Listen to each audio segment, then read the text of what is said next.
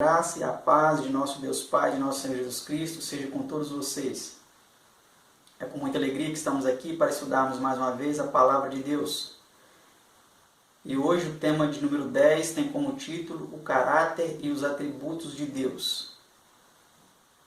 Antes de darmos início ao nosso estudo de hoje, então, convido a você que se ponha de joelhos juntamente comigo para levarmos ao nosso Deus uma prece.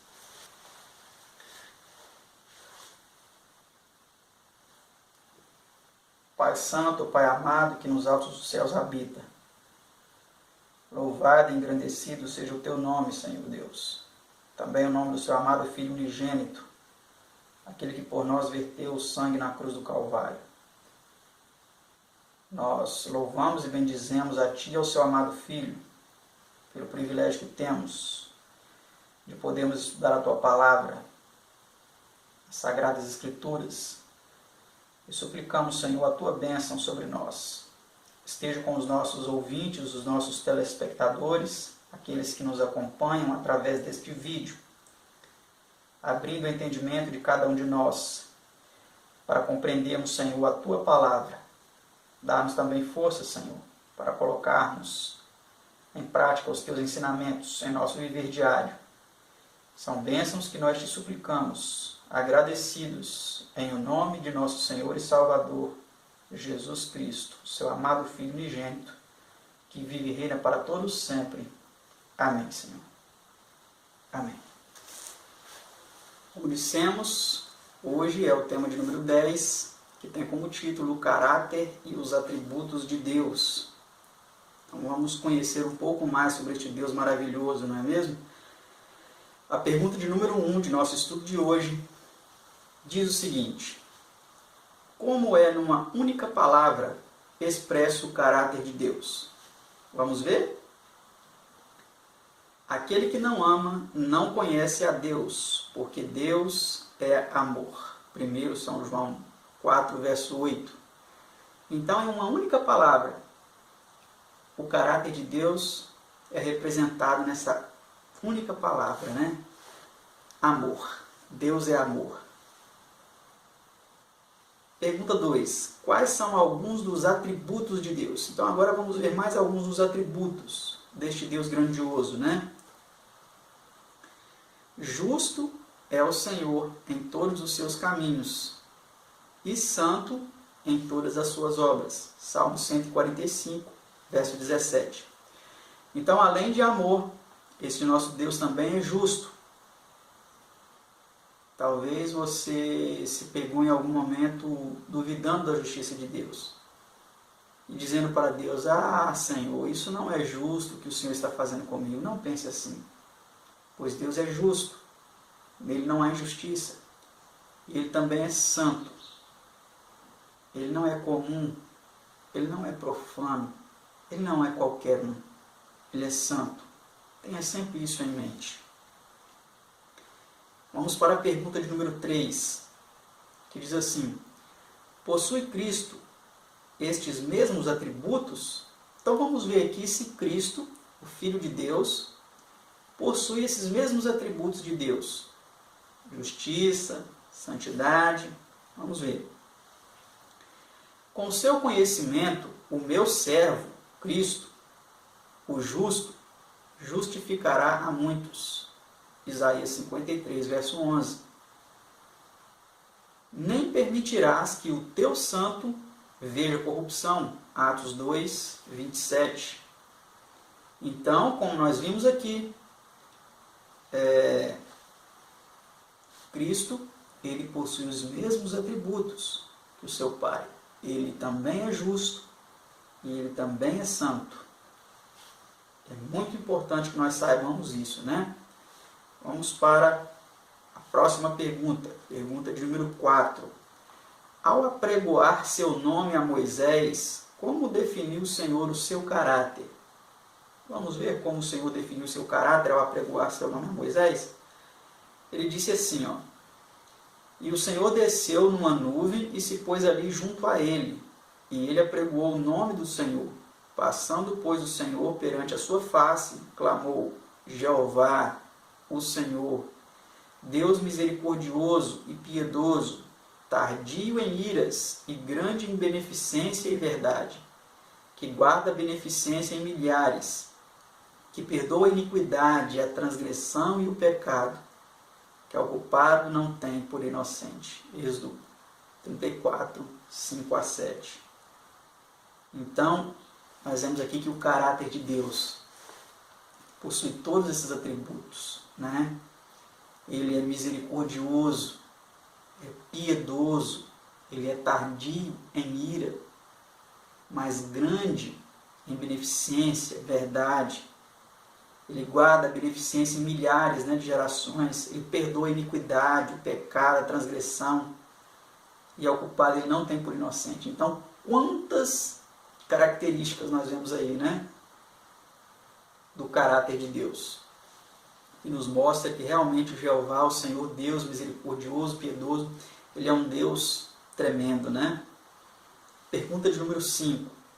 Que é dito da terna compaixão de Deus? Sobre a compaixão de Deus. Vamos ver o que é dito a respeito dela. Acompanhe conosco.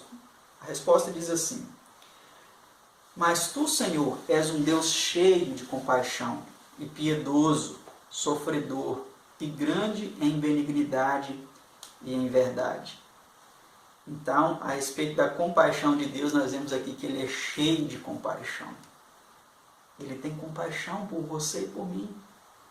Talvez você tenha enfrentado um momento difícil em sua vida. A perca de um ente querido que o deixou repentinamente. Talvez você tenha lutado com uma enfermidade. Talvez você tenha lutado com seus filhos. Talvez você tenha passado problemas financeiros, desemprego, problemas conjugais. Eu não sei, Deus conhece a sua vida. Sabe o que você tem passado. Eu quero que você saiba que Deus, ele tem compaixão de você. Ele sabe as suas dores. E ele está disposto a lhe ajudar. Entregue sua vida a ele. E ele fará o melhor por você. Vamos para a próxima pergunta. Pergunta de número 6. Que se diz da fidelidade de Deus em cumprir suas promessas? Será que Deus ele cumpre as suas promessas? Vamos ver o que a Bíblia nos diz. Saberás que o Senhor teu Deus é Deus, o Deus fiel, que guarda o conserto e a misericórdia até 1000 gerações aos que o amam e guardam os seus mandamentos. Deuteronômio 7, verso 9. Então Deus ele cumpre as suas promessas. Ele guarda o seu conserto em até 1000 gerações. Quando ele prometeu a Abraão, ele cumpriu o que ele prometeu. Até nas gerações subsequentes, tem cumprido. Todas as suas promessas, ele as cumpre. Ele não é homem, né, para que minta, para que não cumpra aquilo que prometeu. Pergunta 7. Que se afirma da força e da sabedoria de Deus? Vamos ver o que as Escrituras Sagradas afirmam a respeito da força e da sabedoria de Deus. Acompanhe conosco. Diz assim a resposta. Eis que Deus é grande. Olha, eis que Deus é grande e não despreza a ninguém. É grande no poder do entendimento. Jó 36, verso 5. Então, o que se afirma da força e da sabedoria de Deus? Deus é grande. Sua força é tremenda, né? E não despreza ninguém. É grande no poder do entendimento. Jó 36, 5, versão brasileira. Então nós vemos aqui que claramente as Escrituras retratam para nós um Deus grande, poderoso, sábio, inigualável, né? Pergunta 8. Que tesouros estão escondidos em Cristo? Na pessoa de Jesus existem tesouros inestimáveis. Vamos ver que tesouros são esses. Em quem estão escondidos todos os tesouros da sabedoria e da ciência. Colossenses 2, verso 3. Então, os tesouros da sabedoria, da ciência, eles não estão nos cientistas, eles estão no próprio Cristo, o Criador, né?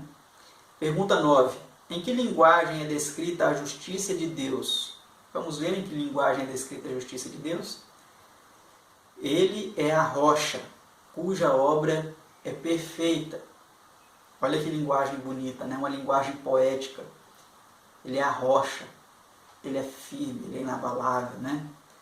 Cuja obra é perfeita, porque todos os seus caminhos juízos são. Olha a justiça de Deus sendo descrita aí. Todos os seus caminhos juízos são. Deus é a verdade e não há nele injustiça. Justo e reto é. Deuteronômio 32, verso 4. Está vendo o que a Bíblia diz a respeito da justiça de Deus? Talvez você pense que ele foi injusto com você. Por isso eu te digo, não pense nisso. Ele é justo. Ele é reto. Talvez você tenha passado por problemas, por lutas, mas quando você estiver passando por esses momentos, olhe para Jesus na cruz do Calvário. Veja quanta dor ele passou por você. Será que você tem sofrido tanto quanto ele? Pense nisso. Pergunta de número 10. Em que palavras é proclamada a sua imparcialidade? Então vamos ver a imparcialidade dele, como ele é proclamada nas Escrituras. Pois o Senhor vosso Deus é o Deus dos deuses e o Senhor dos senhores, o Deus grande, poderoso e terrível, que não faz acepção de pessoas. Olha a sua imparcialidade sendo declarada aqui. Ele não faz acepção de pessoas, nem aceita recompensas. Ou em algumas traduções, suborno, né? Deuteronômio 10, 17. Outro texto que retrata a sua imparcialidade é este, né? E abrindo Pedro a boca, disse: reconheço por verdade que Deus não faz acepção de pessoas, mas que lhe é agradável aquele que em qualquer nação o teme e obra, ou seja, ele faz, né, o que é justo. Atos 10, 34 e 35. Então nós vemos aqui que Deus ele é imparcial. Ele não é bom com uns e mal com outros, não, ele é imparcial. Ele é justo, né? Ele não faz acepção de pessoas. Pergunta 11. Para quantos é Deus bom? Vamos ver para quantos que ele é bom. O Senhor é bom para todos. Olha o que vem dizendo as Sagradas Escrituras. E as suas misericórdias são sobre todas as suas obras. Salmo 145, verso 9. Então o Senhor não é bom só para uns ou outros. Talvez você pense que Deus tem sido bom só para alguns, que são mais favorecidos aos seus olhos. Mas as Escrituras não dizem isso. As Escrituras dizem que Deus é bom para todos. Suas misericórdias são sobre todas as suas obras, né? Agora vamos para a pergunta de número 12. Por que nos mandou Cristo amar a nossos inimigos? Por que será? Nossos inimigos nos perseguem, fazem tantas coisas ruins conosco, não é mesmo? Por que precisamos amá-los? Vamos ver o que Jesus disse a respeito disso. Eu, porém, vos digo, amai a vossos inimigos, bendizei os que vos maldizem, fazei bem aos que vos odeiam, e orai pelos que vos maltratam e vos perseguem.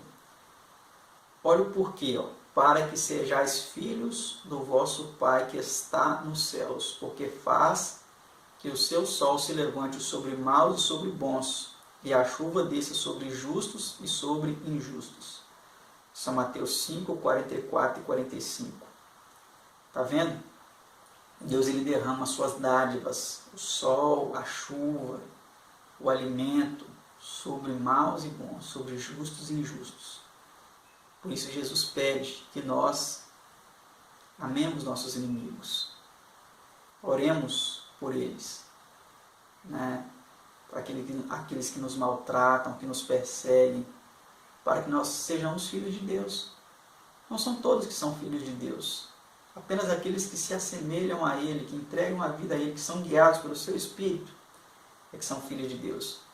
Vamos para a última pergunta de nosso estudo de hoje, o tema de número 10, né? Caráter e os atributos de Deus, pergunta 13 e última. Quão perfeitos, disse Cristo, devem ser seus seguidores? Será que os seguidores de Cristo devem ser perfeitos? Precisam ser perfeitos? Será que Deus e o nosso Senhor Jesus Cristo se contentam com uma norma baixa? nessa questão. Vamos ver quão perfeitos os seguidores de Cristo devem ser. Sede vós, pois, perfeitos, como é perfeito o vosso Pai que está nos céus. São Mateus 5, 48. Então aqui está se tratando de perfeição, não em poder. Não está falando para nós termos o poder de Deus, não é isso.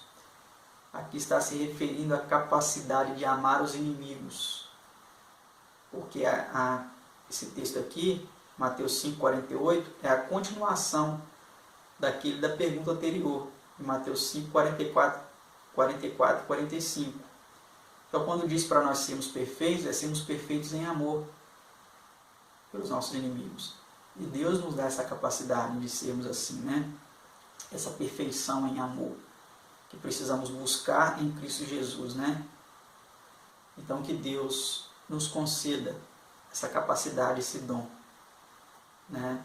De imitarmos o seu caráter, os seus atributos, sermos justos, santos, puros, incontaminados no meio de uma geração corrompida e perversa como a que nós vivemos, né? Para resplandecermos como astros no mundo, como o apóstolo Paulo vem dizendo.